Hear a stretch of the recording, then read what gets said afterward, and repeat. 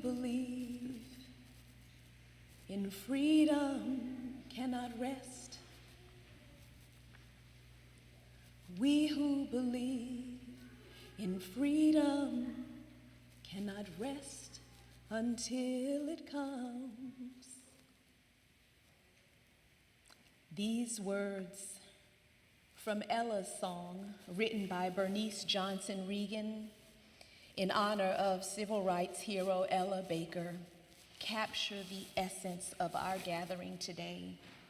This song speaks of justice as a long-term commitment, a dedication to sustained, repeated actions, both large and small, as ground-level requirement for freedom, the work of freedom. So you just heard the chorus.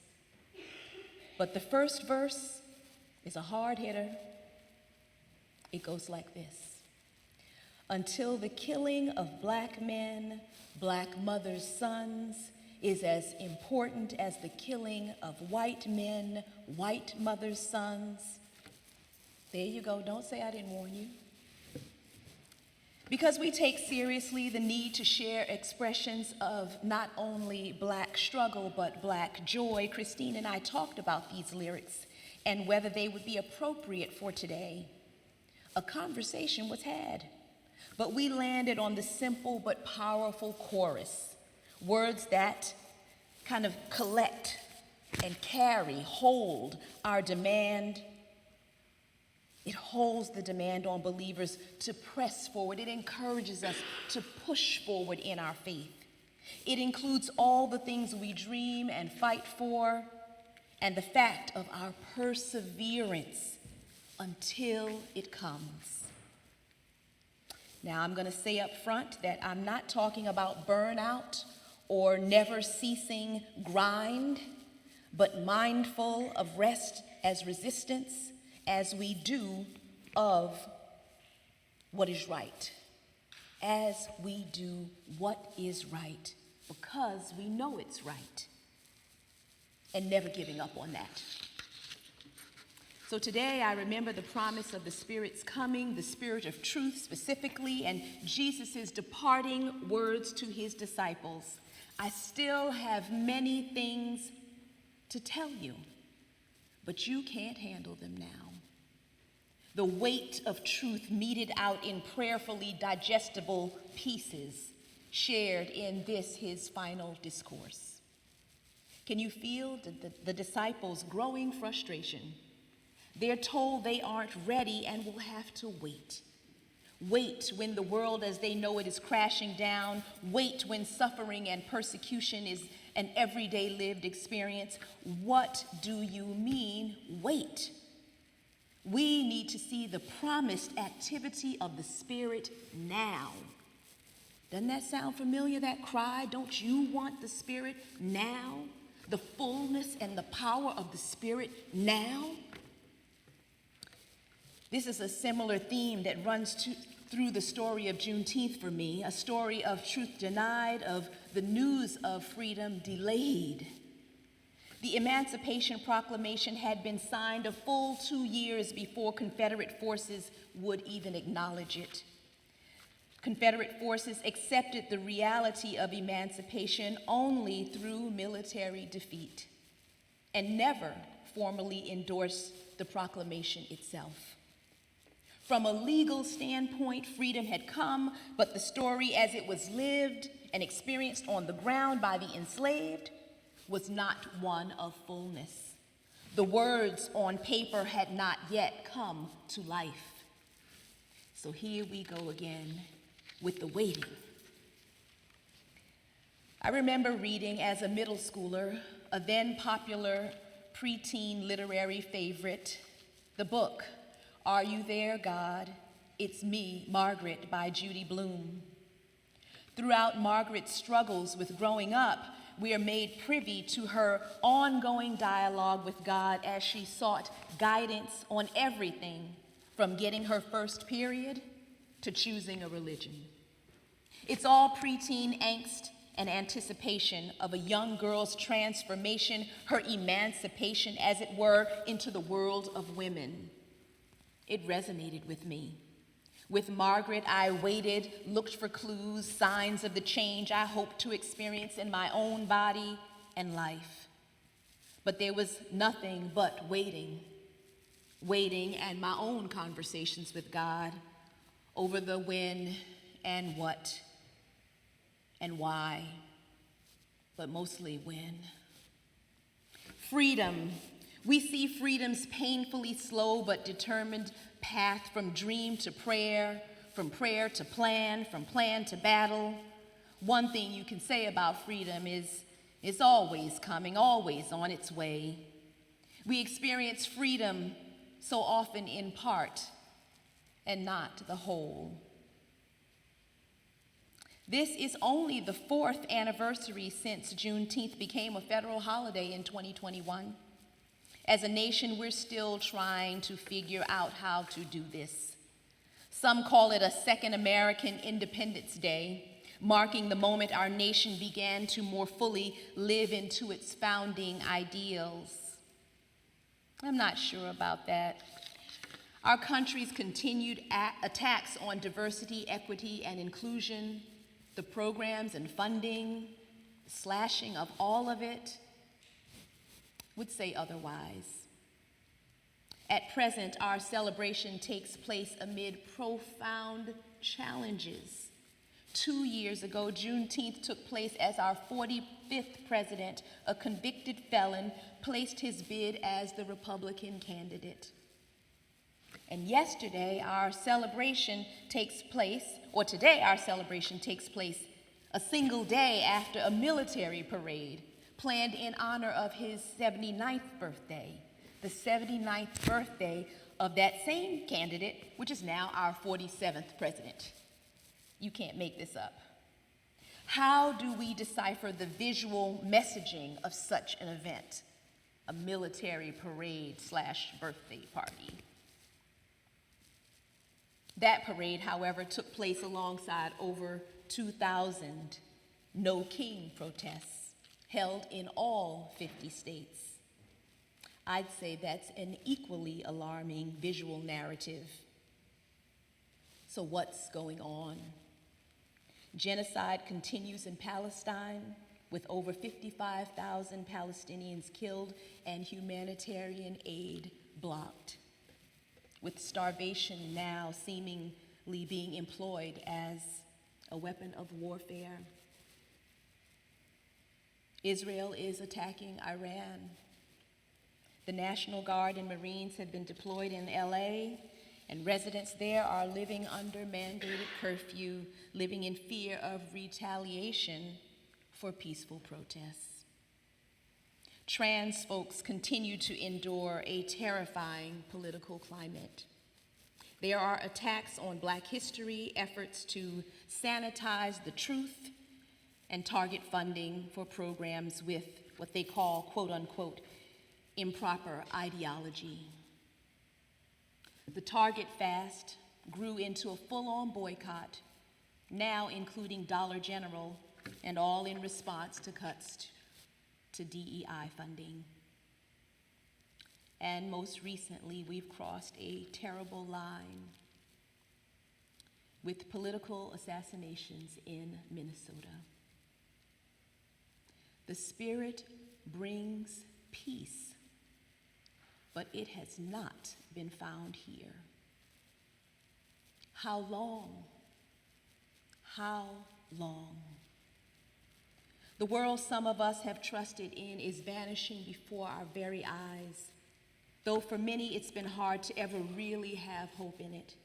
American history's profound contradictions and insufficient expressions of freedom, democracy, and independence make that struggle a reality. But for today, I want to underscore change. For it is the thread woven between each of the previous snippets I shared: the disciples, the enslaved in Galveston, young Margaret, and me. Change is happening. The world we know is changing. Jesus is speaking into it and to the disciples' anxiety, to ours as well, over a change that must, a change that will come. He is telling them to be still and know that this shift will not leave them in isolation. He's talking to us too. We will not be abandoned.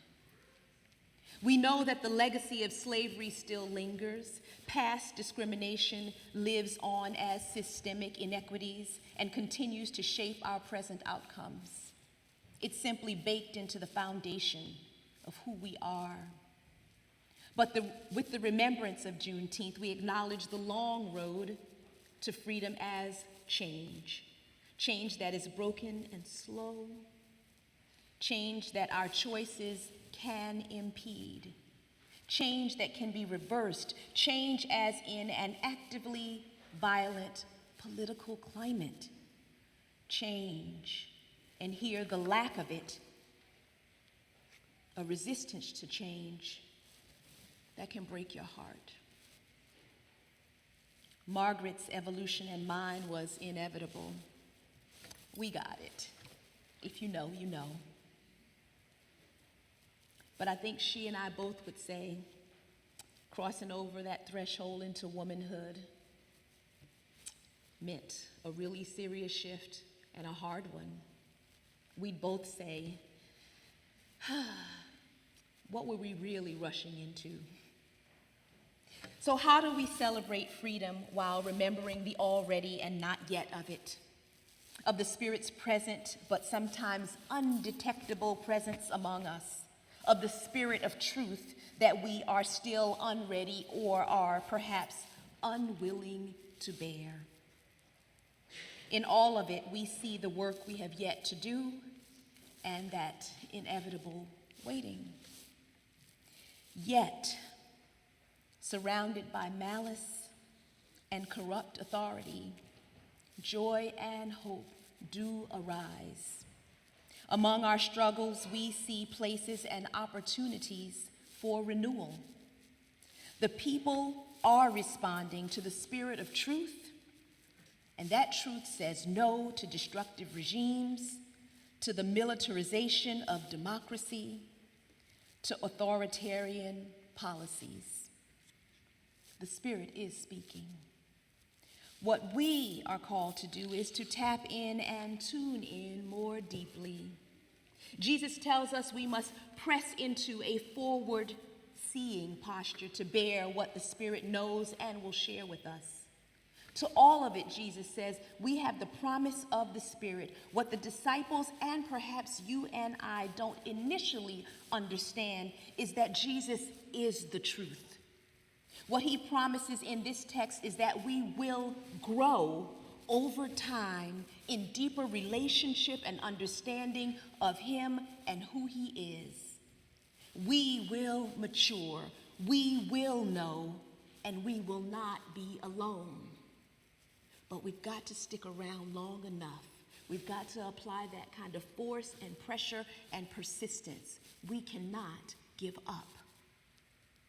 So what is to come? What might be on the way? What is the Spirit saying to us now?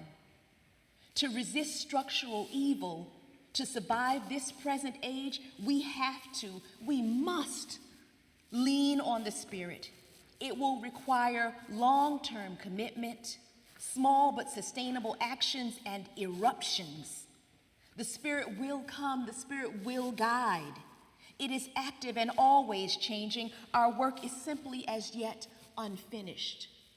And don't receive that in a way that makes you feel deflated or bad. This is just our call. Here's some encouraging news for you.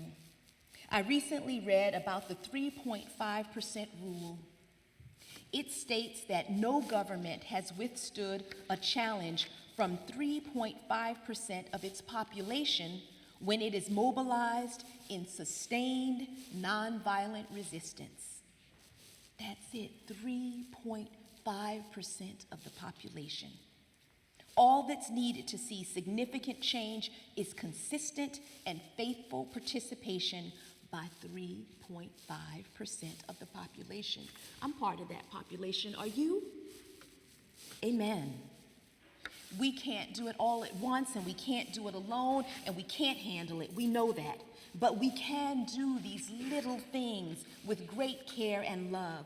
We can consistently apply the power of sustained pressure over time to yield the harvest we seek. A small and mighty unit can move mountains. So what is the Spirit saying? How is it guiding us? What is it showing you, and how is it being revealed in your spirit? There is spirit-filled magic in sustained and focused pressure. We won't need to convert everyone. We've got this sweet little group right here, right? And what we do is become that in every place that we encounter. So you have a group in your family, and you got a little group in your work, and you got a little group at your workout group or whatever. You find your groups and you keep multiplying those groups. We're going to get to that 3.5. We will get there. And working together with the Spirit, only guided by the Spirit, we can change the world. I know we can. So who's with me in this 3.5? Can I see your hands? Amen? Amen. We who believe in freedom cannot rest. We who believe in freedom cannot rest until it comes. Amen. I have a little sign here on the board, on the screen here. This Juneteenth, I want you to act. And so we've prayed and we've worshiped and we're doing the things, but here are just a few little activities you can do. And you don't have to do them now, maybe you do them later, but some of you can do now. You can share on social media. I told you about the attacks on Black history, right? Juneteenth is a new holiday for us as a country, and there are attacks on Black history, this story of Juneteenth. And so you can just share on social media. I shared a little quote for you, a little sentence. This year marks the 4th anniversary since Juneteenth became a federal holiday. Celebrate with, and that's the National Museum of African American History and Culture. Post it on your social media and let people know that Juneteenth is a thing to you. You can boycott Target and Dollar General. In our community, I've shared with you already that there was a Target fast for 40 days. Well, that fast has become a full-on boycott and is now including Dollar General.